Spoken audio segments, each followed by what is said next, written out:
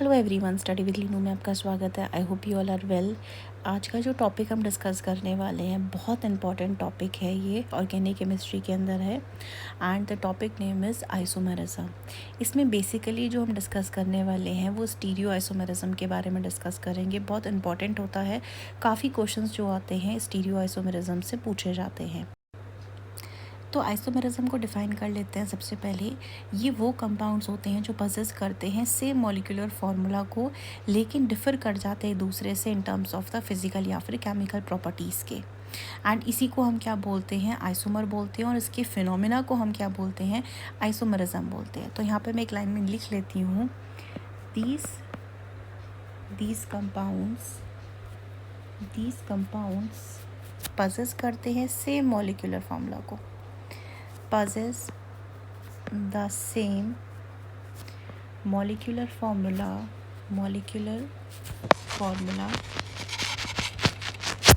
but differ from, ये एक दूसरे से differ करते हैं, but differ from each other in physical या फिर chemical properties के टर्म में, फिजिकल और केमिकल प्रॉपर्टीज़। ठीक है, इसी को हम क्या बोलते हैं, and are called isomers. And इस फिनोमिना को, and the phenomena is called isomerism. अब इसी को ही ना हम चार्ट के थ्रू भी एक्सप्लेन करते हैं, आइसोमेरिज्म। तो आइसोमेरिज्म जो होता है ना, बेसिकली ये दो पार्ट्स में आपका डिवाइड हो जाता है। एक होता है स्ट्रक्चरल आइसोमेरिज्म, जिसको अभी हम डिस्कस नहीं कर रहे हैं, इसे हम बाद में डिस्कस करेंगे। एंड सेकंड होता है स्टीरियो आइसोमेरिज्म। तो बेसिकली जो आइसोमेरिज्म होता है ना, अगर यहाँ पे मैं एक शॉर्टकट में लिखूँ इसे फ्लो चार्ट के थ्रू, आइसोमेरिज्म जो होता है ना, इसे डिवाइड करते हैं हम किस में। एक आता है हमारे पास स्ट्रक्चरल आइसोमेरिज्म, दूसरा आता है हमारे पास स्टीरियो आइसोमेरिज्म। ठीक है, अब यहाँ पे स्ट्रक्चरल आइसोमेरिज्म जो होता है ना, इसके अंदर जो आते हैं, मैं यहाँ पे लिख लेती हूँ, इसके अंदर आते हैं फंक्शनल, चेन, पोजीशन। ठीक है, एंड लास्ट में आता है यहाँ पे मेटामेरिज्म। वहीं बात करी जाए स्टीरियो आइसोमेरिज्म के अंदर आता है, तो यहाँ पे आते हैं बेसिकली आपका ज्योमेट्रिकल, और आता है यहाँ पे ऑप्टिकल। ठीक है, हम जो फिलहाल डिस्कस करने जा रहे हैं दैट इज़ स्टीरियो आइसोमेरिज्म के बारे में, यानी कि हम डिस्कस करने वाले हैं ज्योमेट्रिकल आइसोमेरिज्म के बारे में और ऑप्टिकल आइसोमेरिज्म के बारे में। तो नेक्स्ट पेज में हम डिस्कस कर लेते हैं फाइनली स्टीरियो आइसोमेरिज्म। तो मैं लिख लेती हूँ यहाँ पे स्टीरियो आइसोमेरिज्म। पहले उसको डिफाइन कर लेते हैं। स्टीरियो आइसोमेरिज्म क्या होता है ना, यहाँ पे जब आइसोमेरिज्म का कारण क्या हो जाता है, उनका डिफरेंट अरेंजमेंट होना ग्रुप्स और एटम्स का स्पेस में, तो उस फिनोमेना को हम क्या बोल पाते हैं, स्टीरियो आइसोमेरिज्म बोल पाते हैं यहाँ पे। इसका मतलब ये होता है कि यहाँ पे जो आपका कंपाउंड्स होते हैं ना, इनके जो मॉलिक्यूलर स्ट्रक्चर होते हैं ना, ये आइडेंटिकल होते हैं, लेकिन इनका जो कन्फिग्यूरेशन हो जाता है ना, वो डिफ़र कर जाता है। अभी धीरे धीरे इन वर्ड्स को हम आगे समझते जाएंगे। अभी हम इसे डायरेक्टली लिख लेते हैं। तो यहाँ पे स्टीरियो आइसोमेरिज्म क्या होता है ना, when isomerism is caused by different arrangement of atoms or groups in space,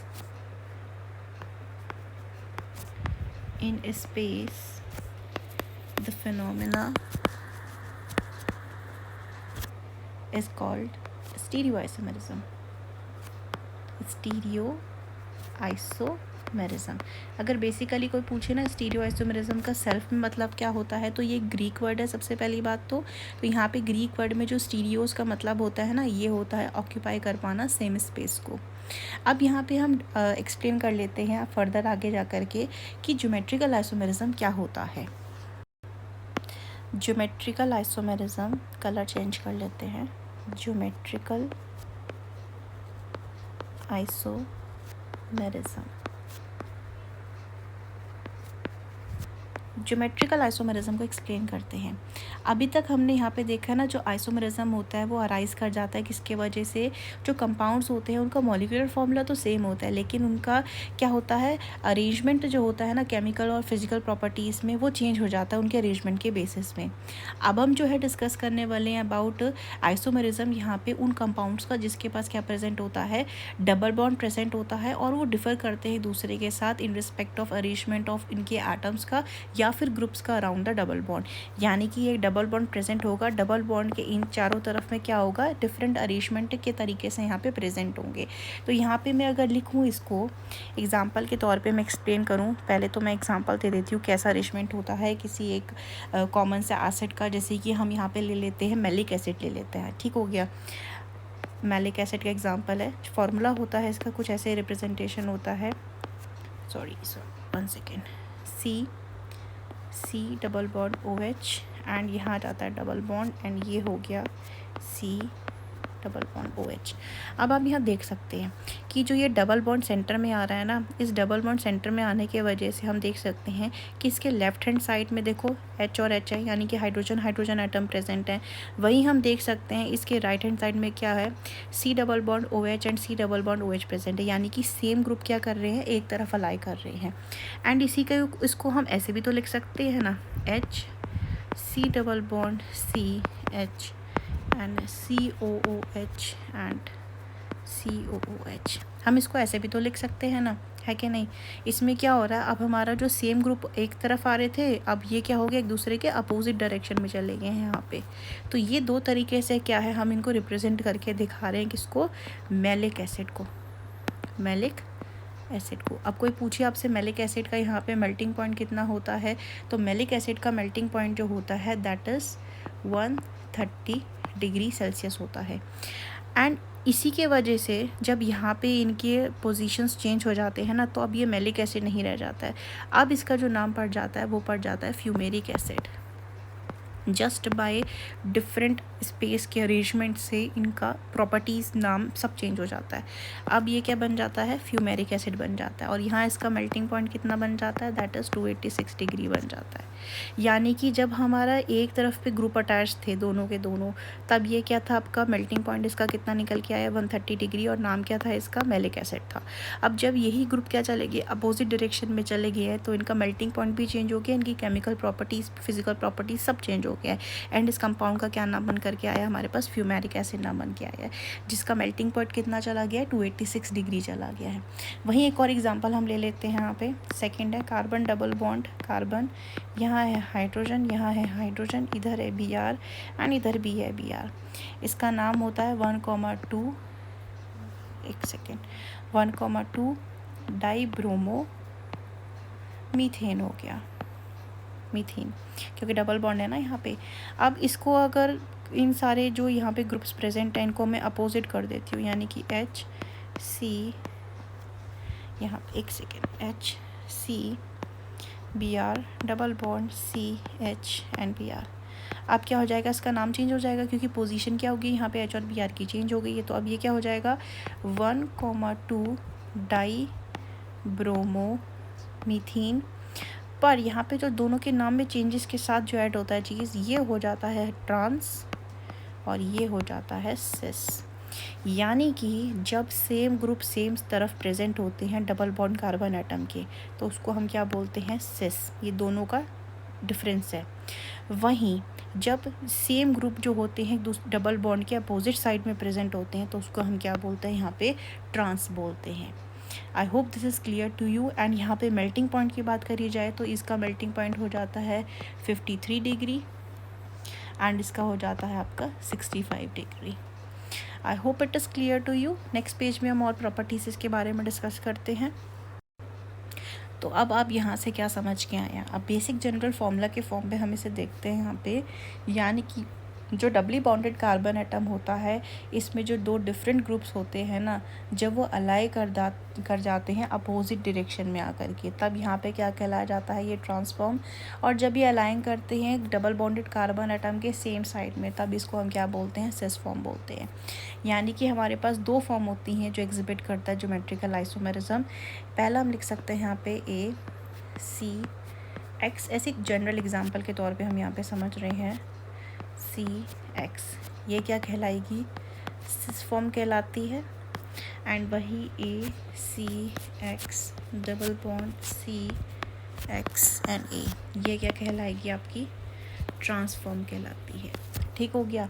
इसका मतलब यहाँ पे ये होता है कि जब दो एटम्स या दो ग्रुप्स होते हैं ये लिंक होते हैं same double bonded carbon atom के साथ, जब ये लिंक होते हैं तो यहाँ पे क्या हो जाता है, इनका ये शो कर पाते हैं आपको दो तरीके के फॉर्म में ये एग्जिस्ट कर पाते हैं। ठीक है। एंड यहाँ पे क्या है, इनका एक फॉर्म कहलाता है सिस फॉर्म और दूसरा फॉर्म क्या कहलाता है, यहाँ पे इसका ट्रांसफॉर्म कहलाता है।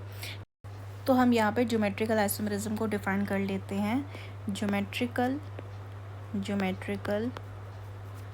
Isomerism is shown by alkenes या फिर उनके डेरिवेटिव और there derivatives in which two different atoms या फिर जो ग्रुप्स होते हैं और groups are attached to each other, to each carbon containing double bond। ठीक है, ये हो गया यहाँ पे इसके बारे में डिफाइन। एंड एग्जांपल के तौर पे मैं यहाँ पे ले सकती हूँ, एक एग्जांपल ले लेते हैं यहाँ पे, बेटर रहेगा, उसी का ले लेते हैं, malic acid and succinic fumaric acid का। तो यहाँ पे हम देख सकते हैं, let me change the colour. तो ये H C double bond COOH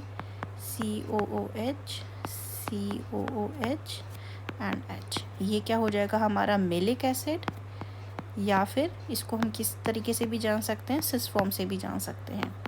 वहीं ये हो जाएगा हमारा क्या, ये हो जाता है हमारा फ्यूमेरिक एसिड, और ये किस फॉर्म में प्रेजेंट है, ट्रांस फॉर्म में। ट्रांस क्या होता है, अपोजिट साइड में जब ग्रुप्स प्रेजेंट होते हैं। ठीक है, इसे आगे और डिस्कस करते हैं नेक्स्ट।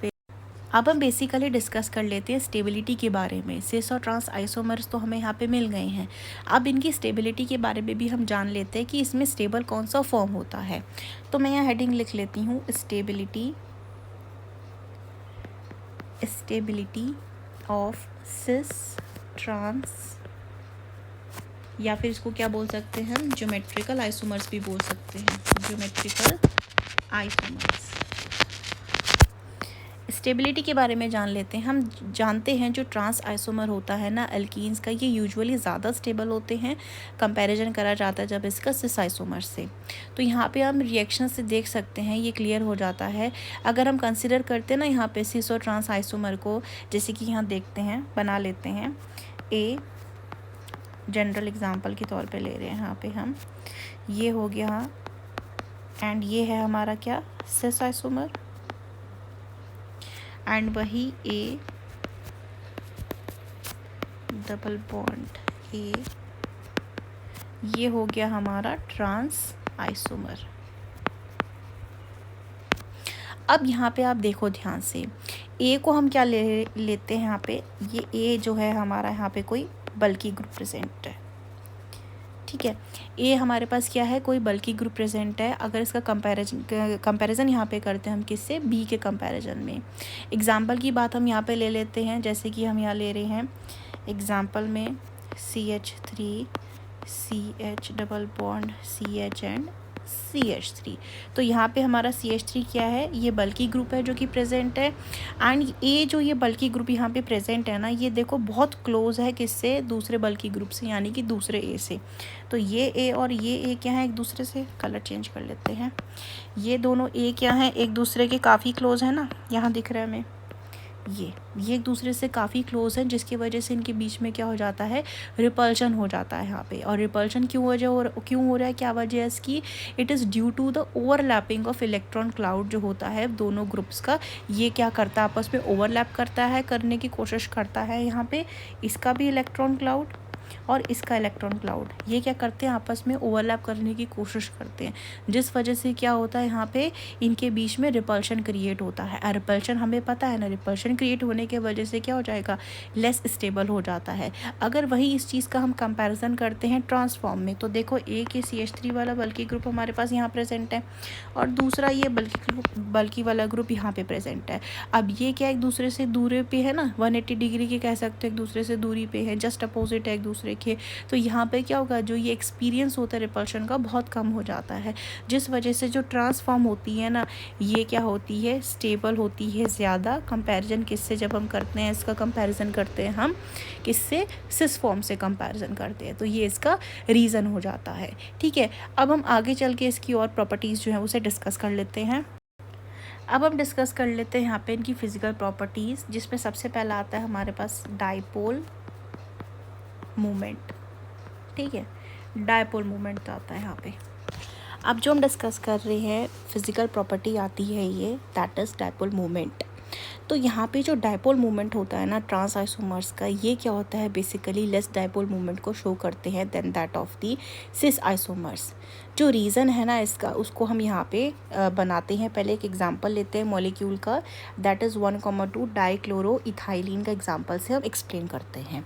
तो मैं यहाँ बना लेती हूँ पहले, let me change the colour, that is HC double bond CH Cl and Cl, and second हो जाएगा double bond Cl H and Cl। तो यहाँ पे आप एक चीज़ को ना ध्यान से देखो ज़रा, क्या है ना, जो ट्रांस आइसोमर होता है ना, पहली बात तो यहाँ पे उसका जो डायपोल मोमेंट है ना वो ज़ीरो होता है, यानी कि म्यू जो कि डायपोल मोमेंट होता है ये होता है 0 डेबाई, या फिर आता भी है तो 0.01 डेबाई आता है, जनरली जिसको हम 0 ही लेते हैं। ये जो डी है ना, इसका नाम होता है डेबाई, ये यूनिट होती है डायपोल मोमेंट की। अब यहाँ पे आप ध्यान से देखिए, जो रीज़न हो जाता है ना, इसका रीज़न क्या होता है, यहाँ पे जो बॉन्ड बना हुआ है ना, जो बॉन्ड मूवमेंट है ये C और Cl के बीच में, यहाँ पे क्या हो जाता है ना, यहाँ जो C और Cl के बॉन्ड्स होते हैं ना, ये अपोज करते हैं, क्योंकि जो इनकी सिमेट्री होती है ना मॉलिक्यूल की, ये इसका रीज़न बन जाता है। और इसके अलावा जो होता है ना, यहाँ पे जो सिस आइसोमर प्रेजेंट है हमारा, ये क्या है, नॉन सिमेट्रिकल होता है, जिस वजह से इसके पास क्या होता है, फाइनाइट डायपोल मूवमेंट होता है, क्योंकि यहाँ पे जो बॉन्ड मूवमेंट होते हैं एक दूसरे को अपोज नहीं करते हैं। यहाँ पे क्या हो रहा है, एक दूसरे को बॉन्ड मूवमेंट अपोज करते हैं, यहाँ पे एक दूसरे को बॉन्ड मूवमेंट अपोज नहीं करते, जिस वजह से जो यहाँ पे ये सिस फॉर्म जो आता है ना, सिस फॉर्म में म्यू की वैल्यू जो निकल के आती है आपकी 1.89 डेबाई। मूवमेंट अपोज का करने का क्या मतलब है, यहाँ पे देखो ना, जैसे कि यहाँ पे हमारा ये क्लोरीन प्रेजेंट है, क्लोरीन क्या है आपका, हाईली इलेक्ट्रोनेगेटिव होता है नेचर में, वही कार्बन यहाँ पे प्रेजेंट है जो उससे लेस इलेक्ट्रोनेगेटिव है। तो यहाँ पे क्या हो जाएगा ना, ये क्लोरीन जो होगा अपने तरफ खींचेगा। अब यहाँ पे भी सेम है, क्या अपोजिट डायरेक्शन में कौन प्रेजेंट है, दूसरा क्लोरीन प्रेजेंट है, तो जो यहाँ से भी इलेक्ट्रॉन को खींचेगा। तो एक तरफ से देखो ना, यहाँ पे दोनों का अपोजिट डायरेक्शन की तरफ क्या हो रहा है, पुल किया जा रहा है। यहाँ पे ये दो बॉन्ड मूवमेंट्स क्या है, एक दूसरे को अपोज कर रही हैं यहाँ पे, जिस वजह से रीज़न क्या हो जाता है, इसका नेट डायपोल मूवमेंट जो हो जाता है वो 0 के बराबर आ जाता है। वहीं अगर यहाँ पे बात करी जाए, सिस वाले में बात करी जाए, तो एक तो यहाँ पे गया और दूसरा यहाँ पे गया। अब यहाँ पे एक दूसरे को नेट डायपोल मूवमेंट जो है ना कैंसिल आउट नहीं कर रहे हैं, यहाँ पे इनके जो बॉन्ड मूवमेंट्स हो रहे हैं ये एक दूसरे को अपोज नहीं कर रहे हैं, यहाँ पे क्या हो जा रहे हैं, ये ऐड हो जा रहे हैं, जिस वजह से यहाँ पे क्या निकल कर आ जाता है, इनका बॉन्ड मूवमेंट की वैल्यू निकल करके आ जाती है। ऐसे एल्कीन जिनके पास एक पोलर सब्स्टिट्यूट होता है जो कि डिफ़र करता है दूसरे में से, तो जो डायपोल मूवमेंट होते हैं ना ये 0 नहीं आते हैं, चाहे वो कम आते हैं करस्पॉन्डिंग आइसोमर से।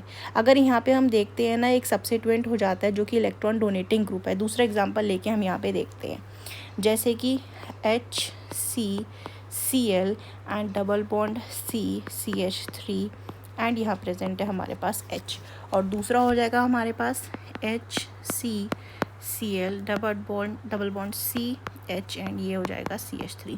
अब यहाँ पे जो केस चेंज हो गया, ये तो पहला केस था ऊपर, अब ये दूसरा केस जो हम डिस्कस कर रहे हैं यहाँ पे क्या हो रहा है ना, आपका यहाँ डायपोल मोमेंट आपका जो है वो नेट ज़ीरो निकल के नहीं आएगा ट्रांसफॉर्म में।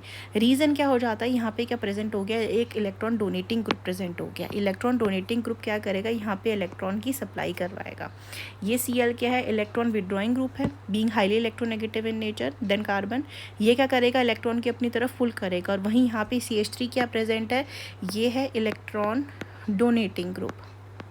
ठीक है, ये क्या है, इलेक्ट्रॉन डोनेटिंग ग्रुप, और वो Cl क्या है हमारा, इलेक्ट्रॉन विड्रॉइंग ग्रुप।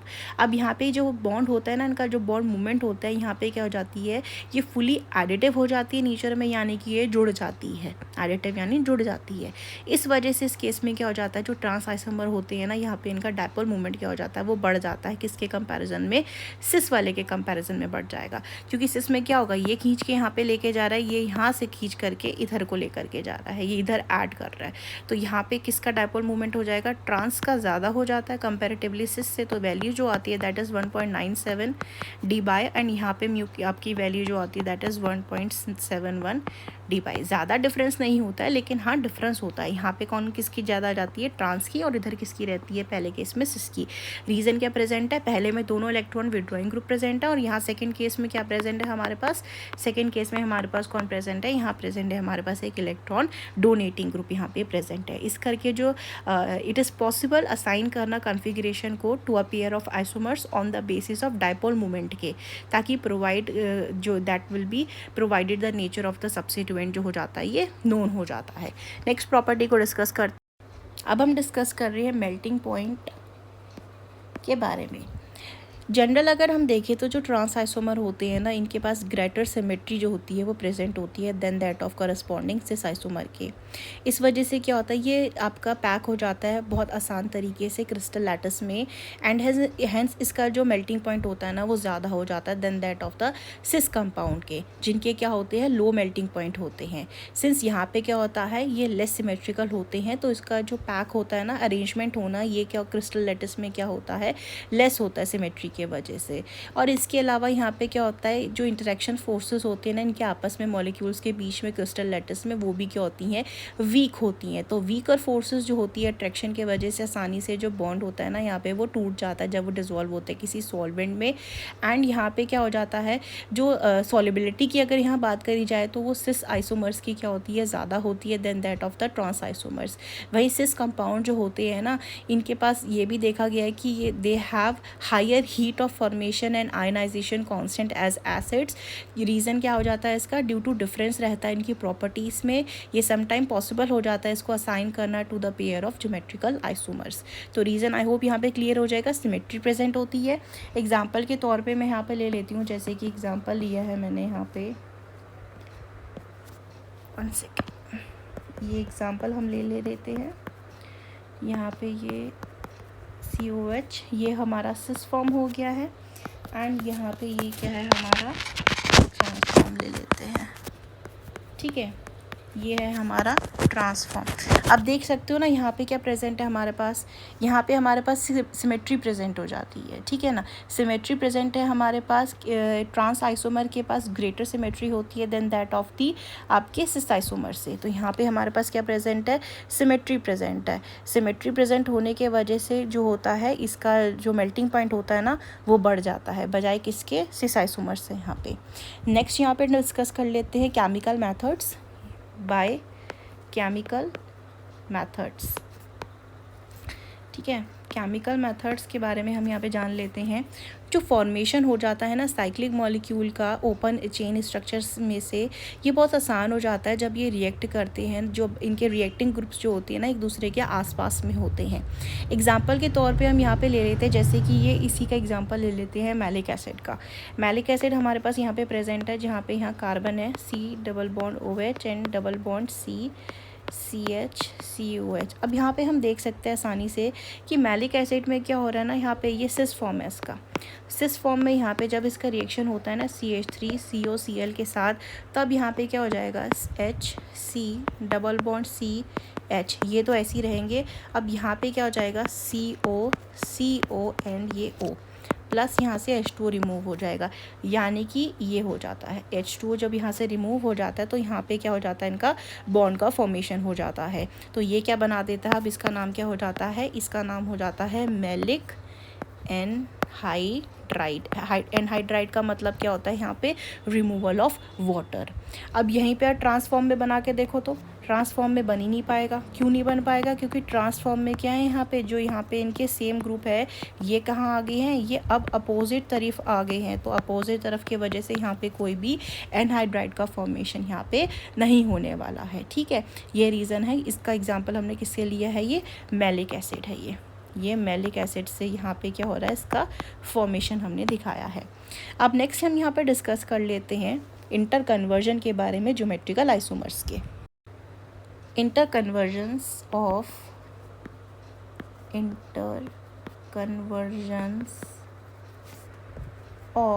ज्योमेट्रिकल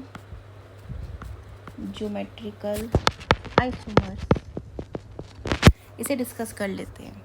देखो, जैसे हम जानते हैं जो ज्योमेट्रिकल आइसोमर्स होते हैं ना, ये स्टेबल होते हैं ऑर्डिनरी टेम्परेचर में, एंड इनको हम कन्वर्ट कर सकते हैं दूसरे फॉर्म में या फिर और टू एन इक्विलिब्रियम में, मिक्सचर में दोनों के, जब इसको हम हीट देते हैं या यूवी लाइट का एक्सपोजर देते हैं या यूज़ करते हैं हम इसमें कैटलिस्ट का। कैसे इंटर कन्वर्जन करते हैं इसको अभी हम यहाँ पे देखेंगे भी। एग्जाम्पल की बात अगर मैं लूँ, यहाँ पे मैंने लिया है यहाँ पे सिस 2 ब्यूटीन, यानी कि CH3CH double bond CH and CH3, ये क्या है, सिस 2 ब्यूटीन है। एंड यहाँ पे जब इक्विलिब्रियम के अंदर 350 से 400 डिग्री में यहाँ क्या फॉर्मेशन हो जाता है, ये ट्रांस में कन्वर्ट हो जाएगा यहाँ पे। ठीक है, ये कन्वर्ट हो गया है ट्रांस टू ब्यूटीन में। अब यहाँ पे जो इंटर कन्वर्जन होता है ना, सिस से ट्रांस की तरफ जाने का, ये इन्वॉल्व करता है ब्रेक होना कार्बन कार्बन डबल बॉन्ड का, यानी कि पाई बॉन्ड का यहाँ पे क्या हो रहा है, ब्रेक डाउन हो रहा है।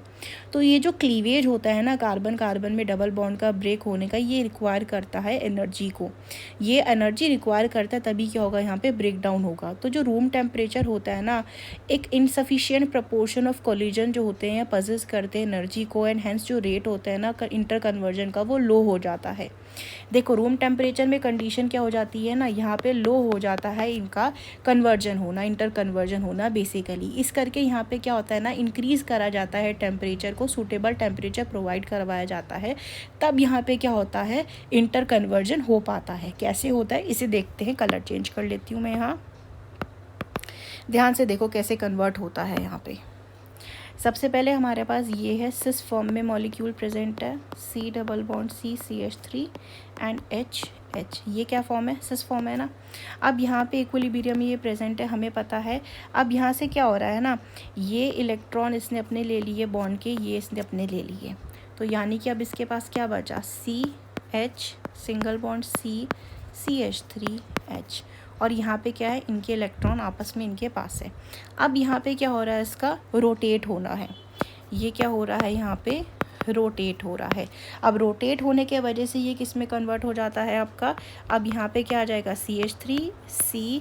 देखो, डबल बॉन्ड है, अगर रोटेट करोगे तो ब्रेक कर जाएगा ना यहाँ पे, इस करके ये सिंगल बॉन्ड के अराउंड में क्या करता है, रोटेट करता है।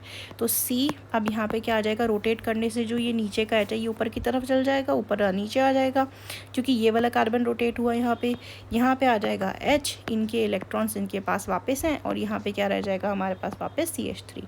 अब यहाँ पे जब CH3 वापस रह जाएगा ना, तो इसके बाद क्या हो जाएगा वापस से, अब यहाँ पे क्या हो रहा है, ये इलेक्ट्रॉन्स जो होंगे इनके यहाँ वापस आ जाएंगे, यानी कि अब क्या हो जाएगा, CH3 C double bond CH CH3 and यहाँ क्या आ जाएगा SH। तो ये क्या बन करके आ गया, इनका ट्रांसफॉर्म बन करके आ गया, जब इनमें क्या करवाया गया था, रोटेशन करवाया गया था।